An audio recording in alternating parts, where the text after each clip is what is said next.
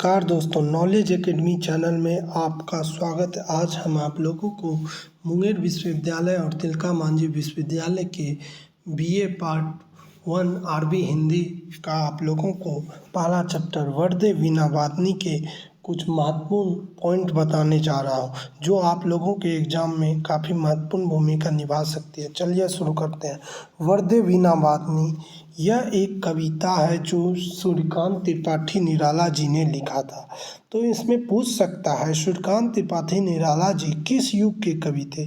तो ये छायावाद युग के कवि थे। ओके, अगला है सूर्यकांत त्रिपाठी निराला जी का अगर जन्म पूछेगा तो 1896 ईस्वी बंगाल के मेदिनीपुर में हुआ था। जिला महिषादल राज्य में हुआ था। ओके, इनके बचपन का नाम अगर पूछेगा तो आप लोग बोलिएगा इनके बचपन का नाम सूर्य कुमार था। और इनकी मृत्यु जो है 1961 ईस्वी में हो गई। इनके भाषा अध्ययन इन्होंने संस्कृत, बंगाली और हिंदी एवं अंग्रेजी से की थी। अगर दूसरा पूछ सकता है इनकी कविताएं किस दृष्टि से श्रेष्ठ होती है?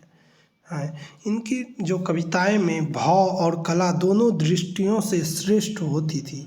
छायावाद के अलावा अन्य युग में ये प्रगतिवादी और प्रयोगवादी भी कवि थे। इनके पत्रिकाओं के नाम जो है समन्वय, मतवाला, माधुरी और सुधा। निराला जी कैसे कवि के रूप में देखे जाते हैं? ये जो है क्रांतिकारी कवि के रूप में और प्रयोग के रूप में देखे जाते हैं। इनकी लेखनी में दर्शन और सौंदर्य साफ साफ झलकता है।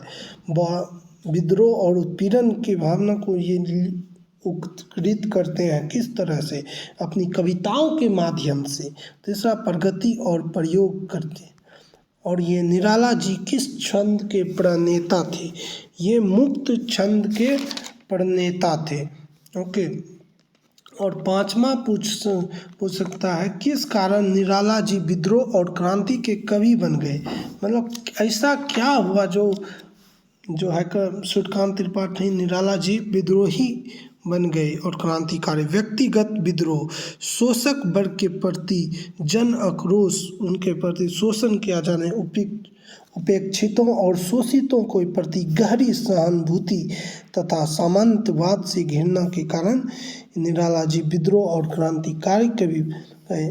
निराला जी की कुछ प्रमुख जो संग्रह इन्होंने किया कविता में अनामिका, परिमल और गीतिका, तुलसीदास, कुकुरमुत्ता, नए पत्ते। ओके, ये उपन्यास भी लिखे थे। इनके कुछ उपन्यास में है निरुपमम, चोटी की पकड़, अप्सरा, अलका, प्रभावती, कुल्ली भाट, चमेली, बिल्लेसुर इत्यादि। ये कहानी इनके जो है कुछ कहानी के संग्रह भी इन्होंने किया था। वो इस प्रकार है चतुर चमार, लली, शकुल की बीवी, देवी और सखी। ये आलोचक भी थे। इनके जो है रविंद्र कविता में कानन, प्रबंध, पदम और प्रबंध, प्रतिमा, पंत और पल्लव, चाबुक, चयन, रस, अलंकार, इनकी आलोचना में इस प्रकार दिया जाता है। ये छठा जो है निराला जी वीणा वादनी से क्या मांग रहे हैं? यहाँ वीणा वादनी सरस्वती माता के लिए उपयोग किया गया है। यहाँ जो है सभी के मन में स्वतंत्रता के मंत्र प्रदान करने की बात कर रहे हैं कि अंधकार रूप अगर विद्या होगा तो अंधकार रूप को विद्या के माध्यम से मिटाया जा सकता है। सूर्यकांत त्रिपाठी निराला जी की एक पूछ सकता है उनकी पहली जो है रचना कौन सी थी? तो उनकी पहली रचना जूही की कली थी। याद रखिएगा, ये इम्पोर्टेंट है, ये कभी पूछ भी सकता है।